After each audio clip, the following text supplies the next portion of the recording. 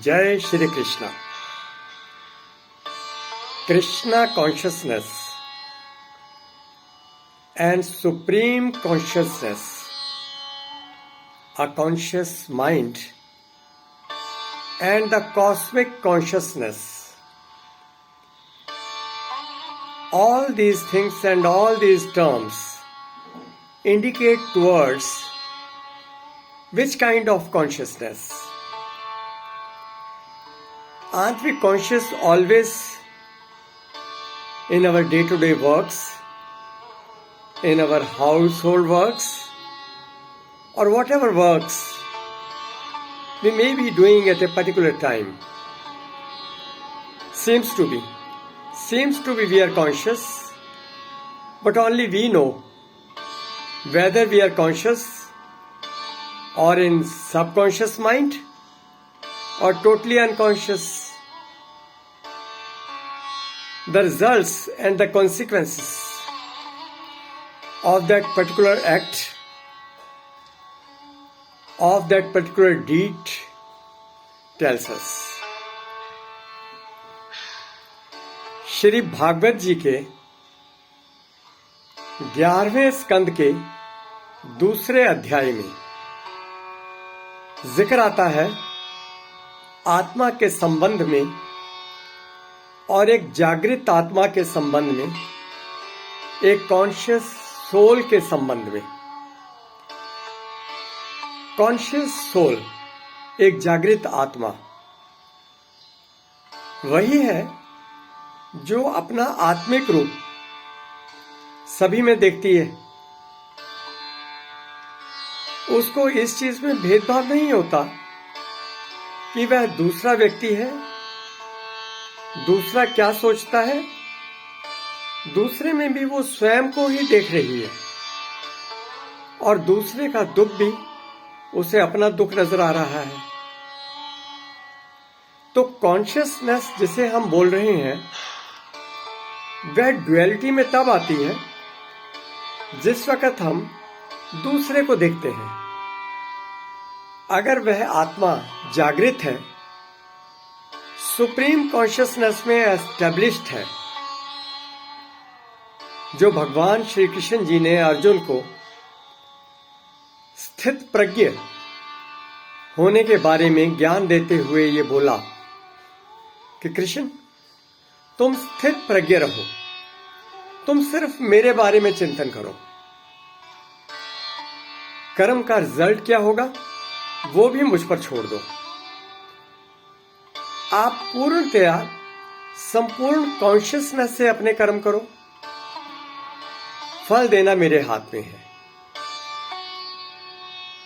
तो हमें देखिए हम क्या करते हैं, कितना मन के अंदर विषय विकार एक दूसरे के प्रति। चले जाते हैं मंदिरों में, चले जाते हैं सत्संगों में, तीर्थ स्थल भी दूर नहीं है, वहां भी यदा कदा चक्कर लगाए आते हैं। लेकिन वो कहते हैं ना, तुम भी को गंगा में जितना मर्जी स्नान करवा दो, वो तुम भी कड़वी ही रहेगी, वो मीठी नहीं हो सकती, क्योंकि अंतर से मन ऐसा है। तो मन जब तक कॉन्शियसनेस में स्थित नहीं होगा, स्थित प्रज्ञ नहीं होगा, वो दूसरों को दूसरा ही समझेगा।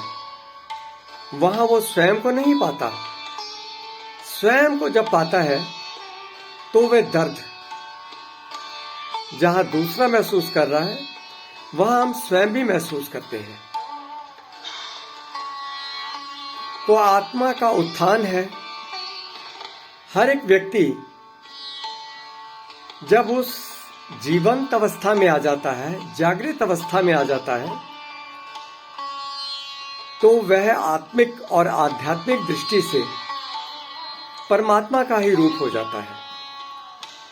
और परमात्मा का रूप हुआ प्रत्येक व्यक्ति कभी भी किसी को दुख देने वाला कार्य, कभी भी सुप्तावस्था में किया जाने वाला कार्य ऐसा कभी नहीं कर सकता। वह जागृति में रहता है और सबके प्रति दया भाव रखते हुए अपना कार्य करता रहता है। उसे मालूम है मेरा कार्य मात्र कर्म है और एक जागृत भाव में करना है। आगे तो फल श्री कृष्ण जी के हाथ में है। कृष्णा कॉन्शियसनेस, हरे राम हरे कृष्ण मिशन का यही संदेश है। और आप देखिए, संत कबीर जी ने भी जिस वक्त इस जागृति की ओर इशारा किया तो उन्होंने प्रेम रस को संपूर्ण जागृत अवस्था में पाया। उनका तो ये कहना है कि जो व्यक्ति प्रेममय हो गया, जो व्यक्ति राममय हो गया, वो सर्वदा सर्वदा जीवित है, उसकी कभी मृत्यु नहीं होती। मृत्यु से अभिप्राय कबीर जी का एंटायरली डिफरेंट था। हम उस मृत्यु की बात नहीं करते जो शव यात्राएं लेकर के शमशान घाट तक जाती हैं, उनका नहीं। मृत्यु की चेतना और परमात्मा की चेतना ये मन में बनी रहे, ये जागृति का भाव है।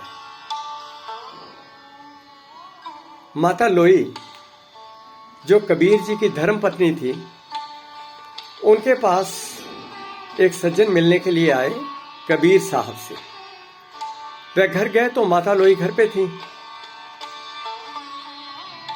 कबीर साहब घर पे नहीं थे तो माता लोई ने बोला कि वो किसी की शव यात्रा में गए हैं, आप जाइए वहां, आप उनको पहचान लेंगे। तो वो सज्जन बोलते हैं, मैंने कभी भी कबीर साहब को नहीं देखा, मुझे कुछ तो उनकी पहचान बता दीजिए। तो माता लोई ने बोला कि उनके सिर पे कलगी होगी, जब वो शव यात्रा की तरफ जा रहे होंगे आप पहचान लेंगे उन्हें। तो उन दिनों में एक रिवाज होता था, जब लोग शव यात्राओं पे जाते थे सर पे कलगी होती थी उनके। तो उस व्यक्ति ने वही जवाब दिया कि कलगी तो माता सबके सर पे होगी, मैं कबीर जी को कैसे पहचान पाऊंगा। तो उनका जो जवाब था वह यह था, सुनने लायक है। वह यह जवाब था, जब जा रहे होंगे तो प्रत्येक व्यक्ति के सर पे कलगी होगी, जब वापस लौट रहे होंगे तो सिर्फ कबीर साहब के सर पे ही कलगी होगी। हम लोग भी क्या करते हैं, जब कहीं भी किसी ऐसी जगह पर जाना पड़े, किसी के क्रियाक्रम पे जाना पड़े, वहां बड़ी चर्चा रहती है परमात्मा की, और बाहर आते सार ही दुनिया साथ जुड़ जाती है,